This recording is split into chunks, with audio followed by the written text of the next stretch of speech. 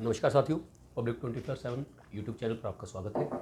आज हम अश्विनी उपाध्याय जी के साथ आर्टिकल 25 धार्मिक स्वतंत्रता, सबके अपने अपने अधिकार हैं, अपने धर्म का पालन करने का अधिकार है। ये आर्टिकल 25 में एक्चुअल में क्या कहा गया उसको लेकर हम आज अश्विनी जी से बात करेंगे। अश्विनी, स्वागत है आपका हमारे चैनल पर। अश्विनी जी, आर्टिकल 25 धार्मिक स्वतंत्रता की बात करता है। हर व्यक्ति को, भारत के हर नागरिक को अपने धर्म का पालन करने का अधिकार है। उसकी आर्टिकल 25 की अलग अलग इंटरप्रिटेशंस अलग अलग लोगों द्वारा अलग अलग तरीके से की जाती है, अलग अलग व्याख्याएं। असल में भारतीय संविधान में आर्टिकल 25 क्या कहता है? बहुत बहुत धन्यवाद राजेश जी, और मैं पब्लिक 24 के सभी दर्शकों को प्रणाम करता हूं, अपना स्नेह भेंट करता हूं। ये बहुत ही महत्वपूर्ण मुद्दा है। धार्मिक स्वतंत्रता की बात भारत में खूब होती है। ओवैसी साहब भी करते हैं, केजरीवाल भी करते हैं, राष्ट्रवादी भी करते हैं, समाजवादी भी करते हैं, वामपंथी भी करते हैं। लेकिन इस देश में सबसे ज़्यादा जो झूठ परोसा जाता है वो आर्टिकल 25 के नाम पे, धार्मिक स्वतंत्रता के नाम पे परोसा जाता है। मेरे हाथ में ये संविधान है और संविधान का आर्टिकल 25 क्या कहता है? Subject to public order, morality and health. मतलब धार्मिक स्वतंत्रता तो बाद में आएगी, उसके पहले ही आर्टिकल 25 में 3 लिमिट बता दी गई। क्या क्या 3 लिमिट? पहली लिमिट, अपनी जो आपकी धार्मिक स्वतंत्रता है उसके द्वारा पब्लिक ऑर्डर डिस्टर्ब नहीं होना चाहिए। दूसरा, आपकी धार्मिक स्वतंत्रता इमोरल नहीं होना चाहिए, अनैतिक नहीं होना चाहिए, मोरालिटी के खिलाफ नहीं होना चाहिए। और तीसरा इसमें लिखा हुआ हेल्थ, धार्मिक स्वतंत्रता की आड़ में आप किसी की हेल्थ खराब नहीं करेंगे। और इसमें केवल ये नहीं लिखा कि केवल आप इंसान की हेल्थ नहीं खराब करेंगे, इसमें हेल्थ लिखा हुआ है, इसका मतलब आप जानवर की भी हेल्थ खराब नहीं कर सकते धार्मिक स्वतंत्रता की आड़ में। अब लेकिन मुस्लिम पर्सनल लॉ बोर्ड वाले भी कहते हैं हमको जी धार्मिक स्वतंत्रता है। वो कहते हैं जी हमको ट्रिपल तलाक की धार्मिक स्वतंत्रता है, हमको हलाला करने की स्वतंत्रता है, हमको मुताह करने की स्वतंत्रता है, हमको मिस्यार करने की स्वतंत्रता है, चाची मामी से निकाह करने की स्वतंत्रता है, बहुविवाह करने की स्वतंत्रता है। उनका अलग इंटरप्रिटेशन है। ओवैसी साहब कहते हैं जी हमें आर्टिकल 25 मिला हुआ है, हम तो कुछ भी कर सकते हैं, हम तो 20-20 लाउड स्पीकर लगा के चिल्ला चिल्ला के अजान कर सकते हैं। उनका अलग अपनी व्याख्या। हालांकि वो पढ़े लिखे हैं, वो जानते हैं, वो ऐसे ही पढ़े लिखे हैं, ला किए हुए हैं, बैरिस्टर हैं और उनको पता है कि एक्चुअल में आर्टिकल 25 क्या है। इस आर्टिकल 25 को पढ़ने के लिए आपको संविधान सभा की बहस पढ़ना पड़ेगा कि जब ये संविधान में आ रहा था तो उस समय क्या क्या दलीलें दी गई थी। संविधान सभा में बहुत साफ साफ कहा गया कि इस देश में लोगों को अपने धार्मिक धर्म को पालन करने का अधिकार है। अब बहुत खास तौर पे समझिए, धर्म को पालन करने का अधिकार है, धर्म के प्रचार प्रसार करने का अधिकार है, लेकिन अधर्म का नहीं। धर्म और अधर्म में बहुत जमीन आसमान का अंतर है।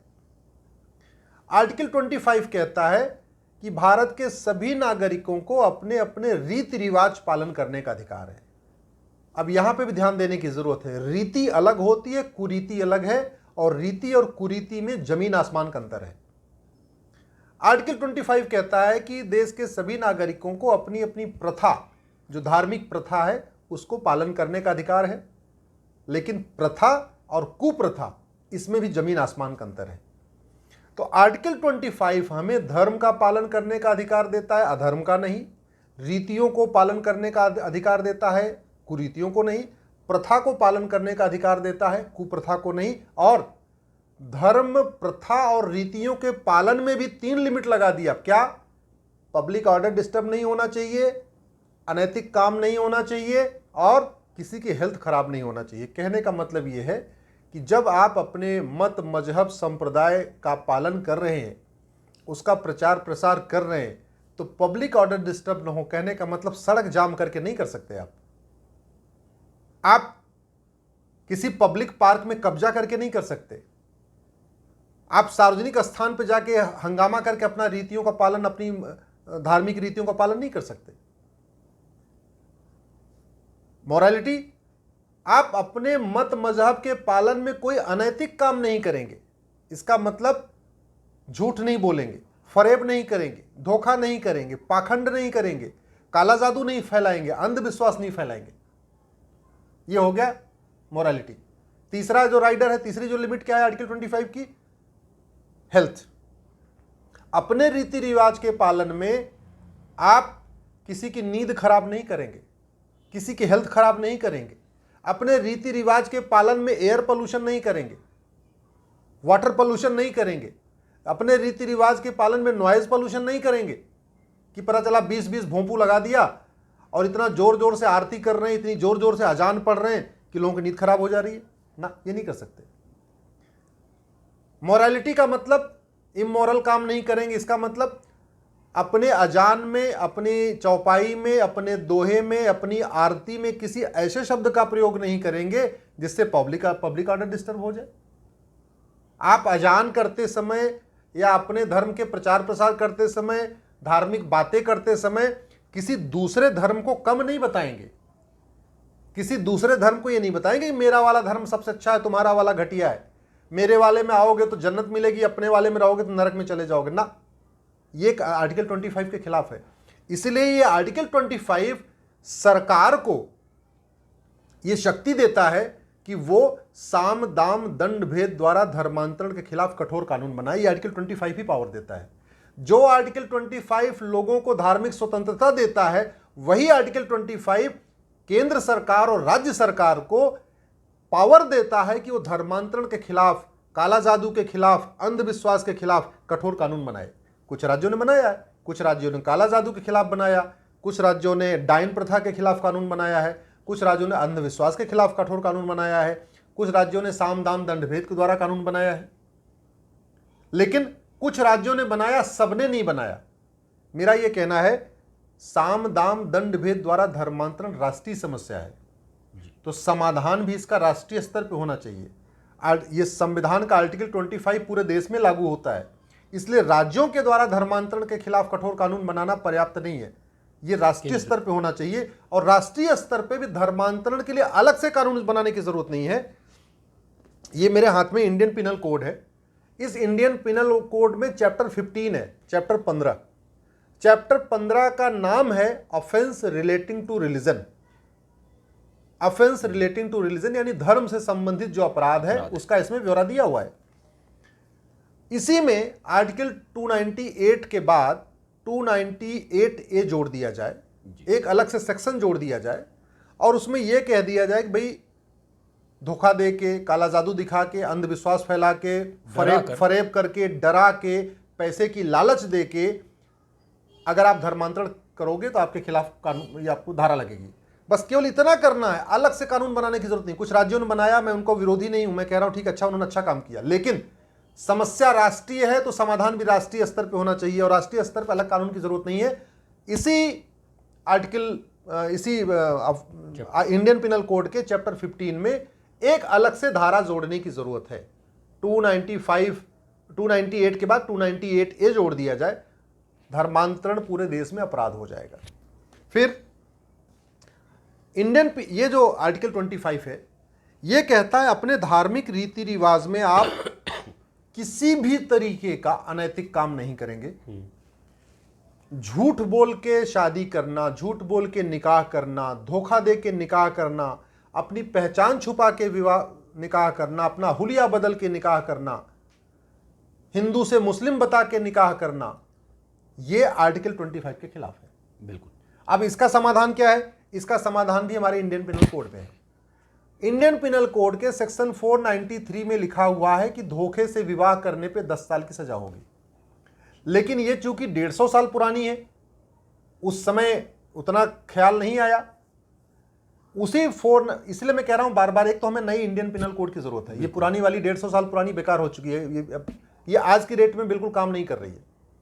एक नई इंडियन पिनल कोड बने, और जिस तरीके से इसमें 493 में लिखा हुआ है धोखे से विवाह करने पे 10 साल सजा होगी, उसमें धोखा को डिफाइन कर दिया जाए। बस जी, केवल धोखे को डिफाइन कर दें कि धोखे का मतलब पहचान छुपाना, धोखे का मतलब हुलिया बदलना, धोखे का मतलब हिंदू से मुस्लिम बताना, धोखे का मतलब अपने पता गलत बताना, धोखे का मतलब अपना धर्म गलत बताना, इसको धोखा कहते हैं।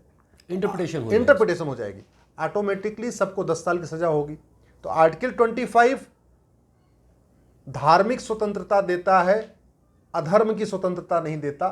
आर्टिकल 25 प्रथा की स्वतंत्रता देता है, कुप्रथा की स्वतंत्रता नहीं देता।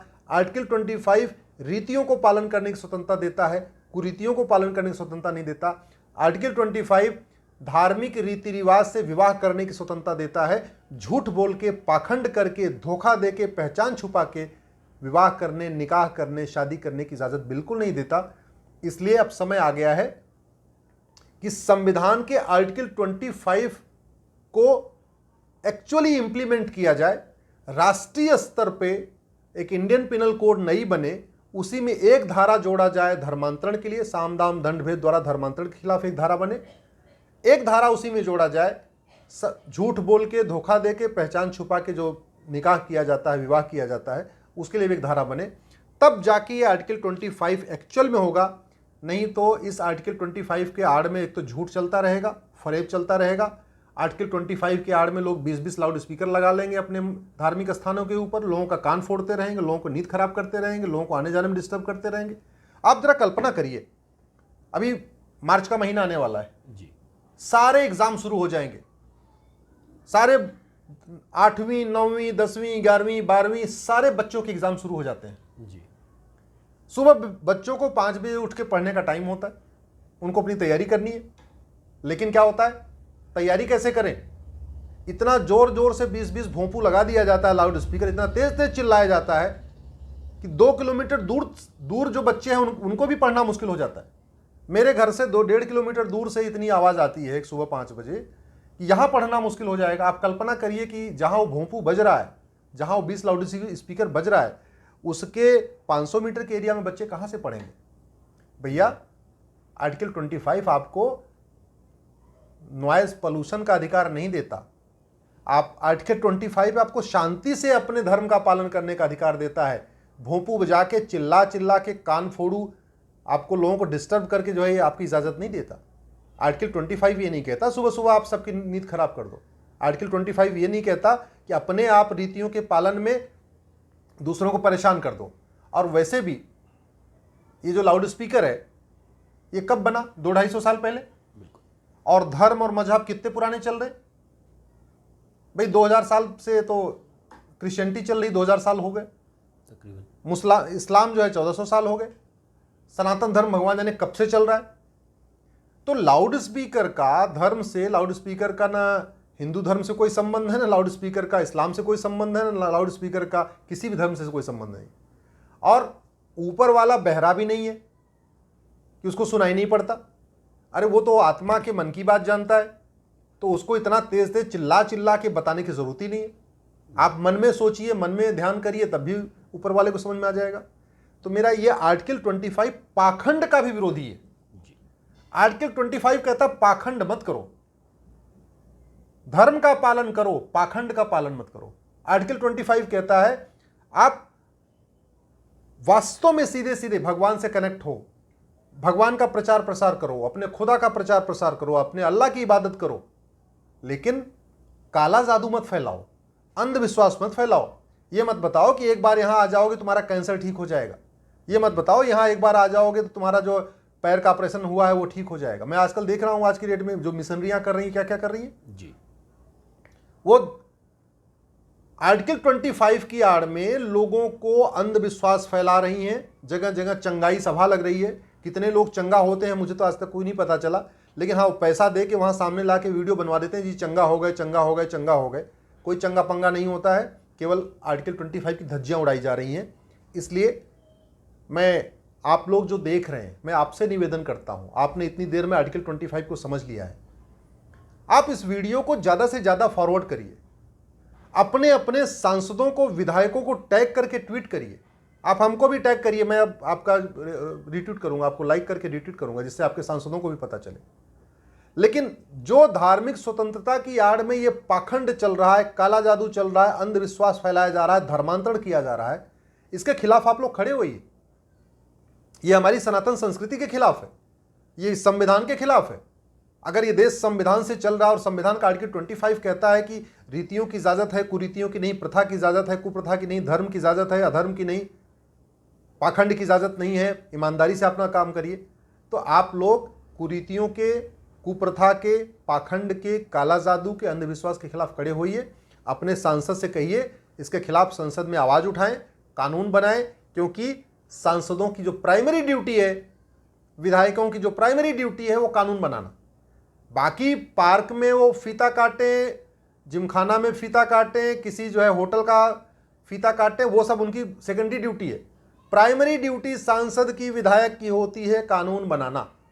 उनको जो वेतन भत्ता, गाड़ी और बंगला मिलता है वो भाषण देने के लिए नहीं, फीता काटने के लिए नहीं।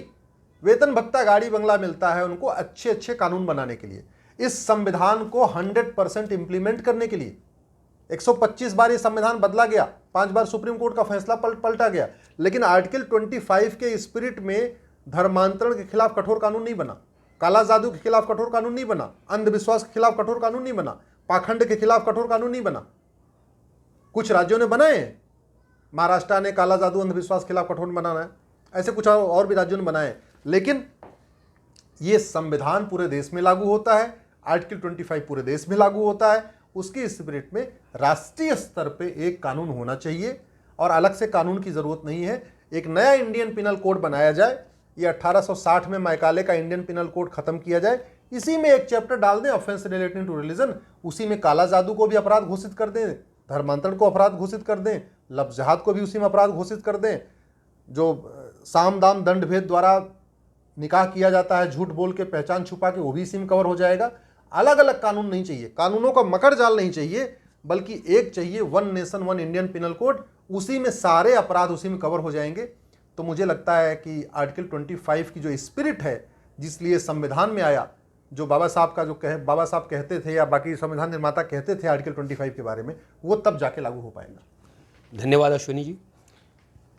साथियों, आर्टिकल 25 को अच्छे से समझने के बाद फैक्ट्स क्या हैं, सत्य क्या है, हमारे कॉन्स्टिट्यूशन की आत्मा क्या है, हमारे संविधान की आत्मा क्या है, संविधान निर्माताओं ने किस दिशा में पूरे देश को प्रेरित करने का लक्ष्य रखा था, क्या वो लक्ष्य प्राप्त हो सका है, हम कितना आगे बढ़े हैं, ये आप सब लोगों को तय करना है, इस दिशा पे विचार करना है। आर्टिकल 25 कहाँ कितना लागू हो रहा है, कुछ लोग उसका उपयोग कर रहे हैं और कुछ लोग उसका दुरुपयोग कर रहे हैं। ये उपयोग और दुरुपयोग नहीं, उसे लागू होना चाहिए, सच्चाई को एक्सेप्ट करना चाहिए। जय हिंद, जय भारत।